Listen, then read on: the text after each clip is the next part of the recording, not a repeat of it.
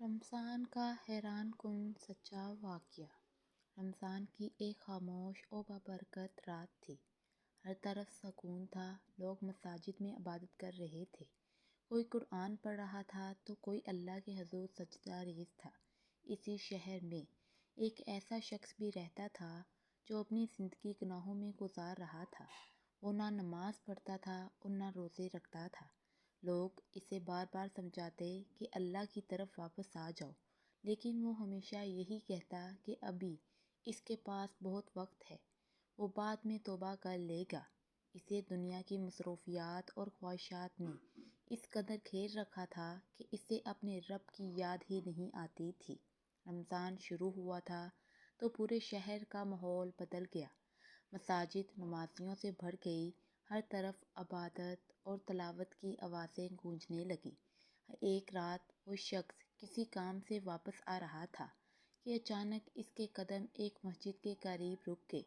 مسجد کے اندر سے قرآن پاک کی تلاوت کی آواز آ رہی تھی۔ وہ بے اختیار وہیں کھڑا ہو گیا۔ امام قرآن کی وہ آیت پڑھ رہے تھے جس کا مفہوم تھا، کیا ایمان والوں کے لیے ابھی وہ وقت نہیں آیا کہ ان کے دل اللہ کے ذکر سے نرم ہو جائیں؟ یہ الفاظ اس کے دل میں ایسے اتر گئے جیسے کسی نے اس کی روح کو جھنجھوڑ دیا ہو۔ پہلی بار اسے اپنے گناہ یاد آئے تھے، پہلی بار اسے احساس ہوا کہ وہ اپنے رب سے کتنا دور ہو چکا ہے۔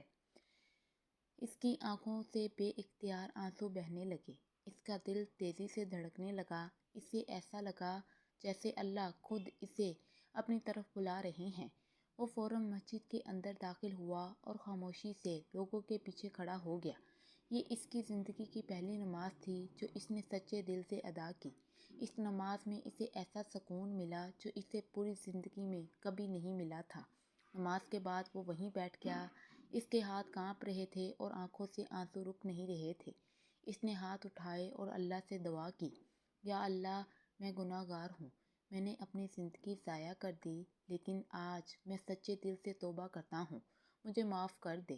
اللہ تعالیٰ اپنے بندوں سے بے حد محبت کرتے ہیں، خاص طور پر رمضان کے مہینے میں ان کی رحمت اور بھی زیادہ قریب ہوتی ہے۔ جیسا کہ رسول اللہ صلی اللہ علیہ وآلہ وسلم نے فرمایا کہ رمضان میں جنت کے دروازے کھول دیے جاتے ہیں اور جہنم کے دروازے بند کر دیے جاتے ہیں۔ اس شخص کی سچی توبہ کو بھی اللہ نے قبول کر لیا۔ اس دن کے بعد اس کی زندگی مکمل طور پر بدل گئی۔ وہ 5 وقت نماز پڑھنے لگا، روزے رکھنے لگا اور ہر وقت اللہ کو یاد کرنے لگا۔ جو شخص کبھی گناہوں میں ڈوبا ہوا تھا وہ اب اللہ کا فرما بردار بندہ بن چکا تھا۔ لوگ اس کی تبدیلی دیکھ کر حیران تھے۔